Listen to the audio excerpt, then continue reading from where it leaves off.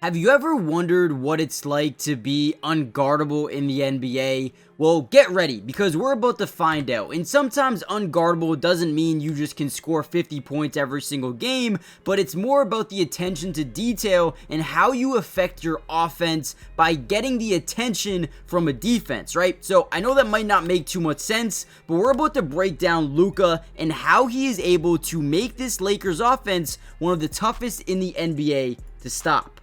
Now, Luka has a superpower, his ability to court map, right? Understand where the defense is going to rotate from if they do rotate. Whenever Luka's in the post, this is his deadliest area because not only can he take this one-on-one and turn it into easy 2 points, however, if you send a double from this baseline, he knows exactly where to go with the basketball. Either this guy's going to hedge over and guard that the weak side lob, and if he does, boom, now we have that open corner. If he doesn't rotate over, now we have the weak side lob. So watch Luka here. He's going to completely keep his eyes focused on the rotation. He sees Jaren Jackson slightly rotate over, but look at him not commit. He doesn't fully send the double, because if he did, we would probably shoot this right to Jackson Hayes underneath the basket, but he stays patient, goes right back to Jackson Hayes, and he says, listen, if you're not going to double team me, fade away mid-range, and again, I can get that in my sleep.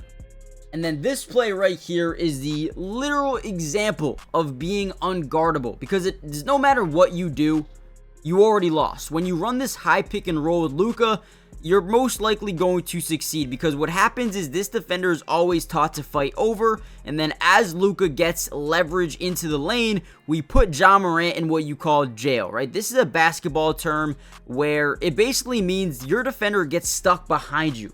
So watch as Luka gets leverage, and now he kind of gets in front of Ja Morant. Now it puts all the pressure on this big man. Are you going to step up and guard maybe that pull-up jumper or that floater from Luka, or are you going to guard that backside lob off the high pick and roll? And again, Luka does such a good job. Boom. Looks like he's about to shoot the ball. Forces this big to go commit to the jump shot, but then he says, yep, that's exactly what I wanted you to do because I have my big man wide open down low. Guys, again, being unguardable or being unstoppable doesn't mean that, you're going to drop 50 points. But what it means is you can allow your teammates to get open points or open shots or open opportunities, right? And the defense just can't. There's nothing to do that they can stop this offense. And that's what I mean about Luka. He's not selfish. He doesn't want to take the shot every single time. He wants to get his teammates involved in these games, and that's what ultimately makes him one of the best players in basketball. Now, don't get me wrong. When Luka wants to drop 50, he can drop 50. So he's kind of unguardable in both senses. And right here, he gets a mismatch versus Zach Edey, who is a really good paint protector. But man, he is a little bit slower than Luka on the outside perimeter. Definitely not something you like to see if you're an opposing defense. And he just toys with the man. Drives in. He's going to see that left hand. It's going to kind of connect to his body. And he realizes if he can get under that, he can draw a little bit of contact. Boom. That's exactly what he does. He shoots his hands up, shoots the shot, and one. Guys, this is different. Look at him toy with them, right? Feel that left hand make contact. Boom, rip through, and one. Sound dumb. You don't want to be guarding Luka if you're a big. Now, I just want to show you this play because it's one of my favorites. He doesn't get an assist or even anything. I don't think he gets any stats.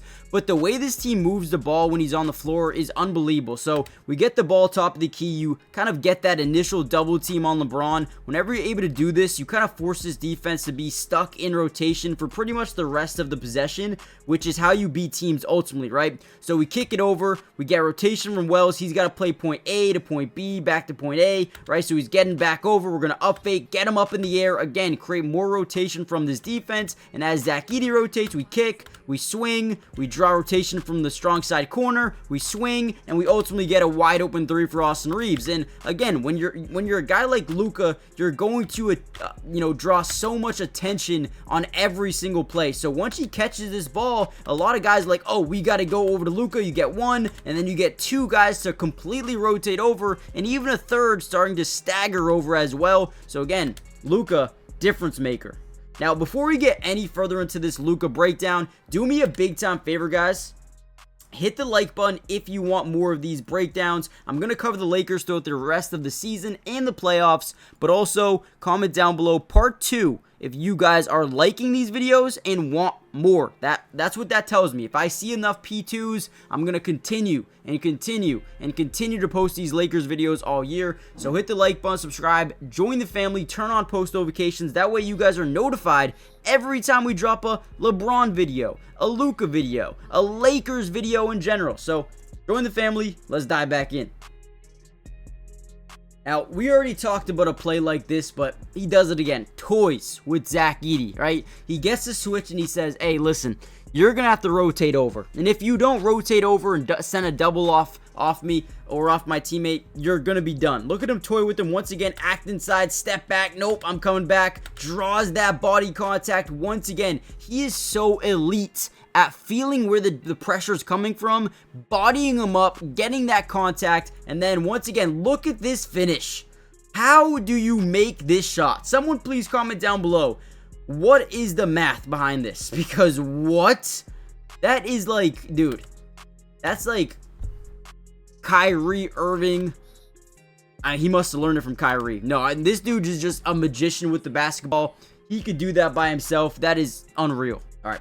Here's some good vision by Luka. He's going to get this screen here again. We like to attack this baseline because we know if we can get a little bit of leverage to that baseline, we can create some rotation off that weak side. We're going to stack up these guys to that left corner, which puts a lot of pressure on this last defender, who's not a big defender by any means. So as we get the screen, boom, we have a lot of pressure on this big here. So as we drive in, we're going to create that rotation. Once we get him to fully commit, now look at this. This guard right here, he's got to cover point A and he's got to cover point B. And again, because you have so much floor spacing with Reeves, with Gary, Gabe Vincent Gary, Rui Hachimura, and then Dorian Finney-Smith, you're playing 5 out. If you have two guys down low, someone's open. You know who knows that? Luka. He acts like he's going up for the shot. Last second kicks out. No rotation. Easy three. Gets it to go. That's what you get when you have Luka on your team. And then once again, we get a screen here by Dorian Finney-Smith. We drive into the lane. We're going to, again, keep our defender kind of in jail, right? We talked about that earlier. Getting in front of him, staying and keeping that leverage and attacking the big man, because now you draw that double. Nobody can get out to Dorian Finney-Smith. And as we progress, we see it become wide open. He reaches that point of attack of no man's land right there. He can't get out there quick enough. Find the back pass. Perfect pass. Wide open three. Another easy bucket for his teammate. All right, last play I want to break down here for you guys. 118, 115. We get the ball to Luka in the post. What is the first thing that we notice here? Right, again, we talked about it earlier. Whenever you have Luka in this post area, you're going to draw one of two things. And if you don't, he's going to get easy mid-range. They learned that early. So you're either going to see what you call a fire, right? And what that means is a blitz or a double from the top of the key.